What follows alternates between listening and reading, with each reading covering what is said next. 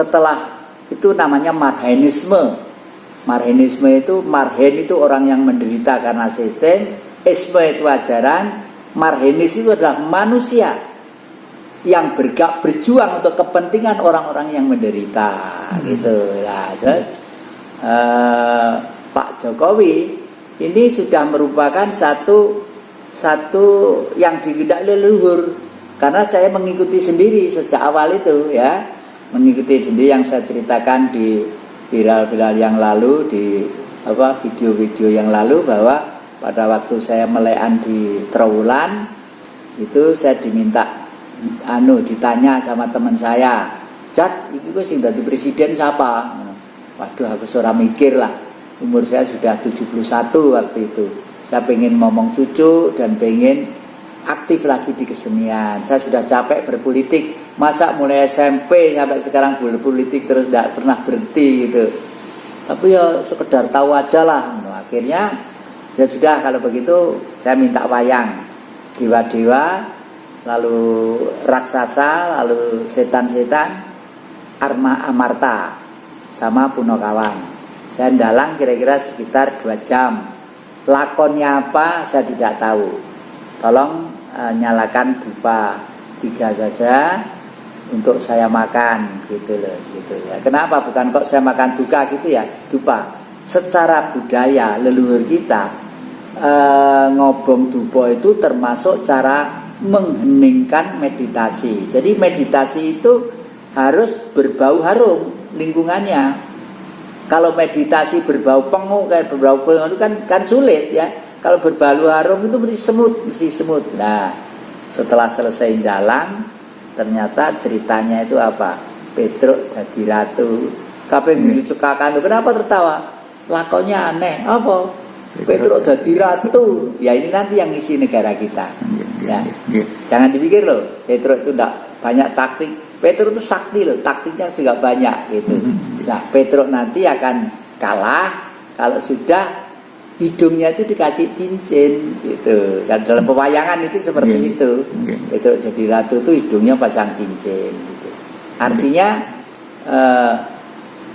seseorang penguasa yang sudah mulai tidak los lagi melihat gitu, melihat opini publik, keharusan, kan sudah terhibur oleh cincin yang dipakai tadi itu. Yang kedua itu adalah kita mau tidak mau masuk ke era yang baru, masuk ke eranya sang putra Abimanyu tadi itu yang namanya Prabu Parikesit. Prabu itu orang penguasa tinggi, punya kedudukan. Pari itu ya pari, makanan. Kesit itu sulit. Nanti suatu saat sudah waktunya kita tuh cari makan tuh sulit. Ya sekarang sudah mulai agak tuh ya, agak sulit sekarang sulit, itu. Wong Indonesia suburnya kayak gini kok makan sulit. Karena apa? Karena sistemnya sudah lama dikuasai oleh Rahwana.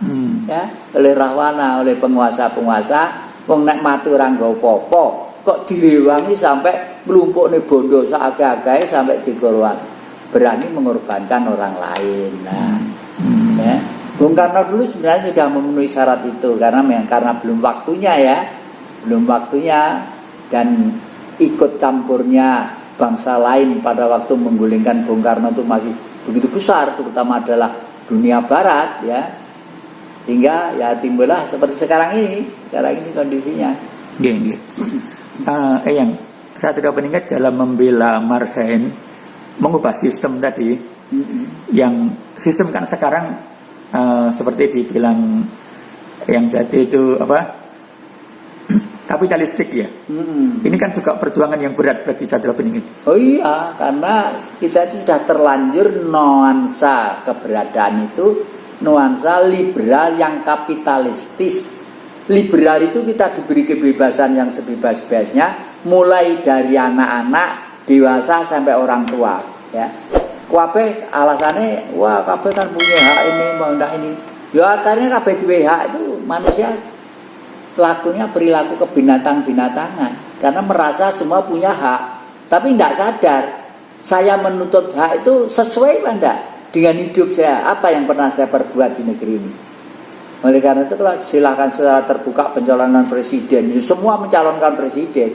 Kalau diberi hak dengan luas semua mencalonkan anggota legislatif, ya semua mencalonkan legislatif, ya itu. Nah, oleh karena itu saya yakin situasi yang sudah sangat runyam dan ruwet itu nanti dengan lahirnya Satrio Piningit nanti itu situasi akan menjadi terang, ada titik terang yang di sana. Karena alam ikut campur, karena ilmu pengetahuan mendukung dan situasi sudah tepat gitu. Tapi mengubah yang semula kapitalistik, banyak bos-bos besar ini kan juga perjuangan yang perjuangan yang sangat hebat sekali. Perjuangan sangat hebat, bukan hebat bagus. Jadi sangat membutuhkan energi fisik, jasmani dan rohani. Itu mungkin lebih sulit dan lebih berat daripada waktu merebut kemerdekaan.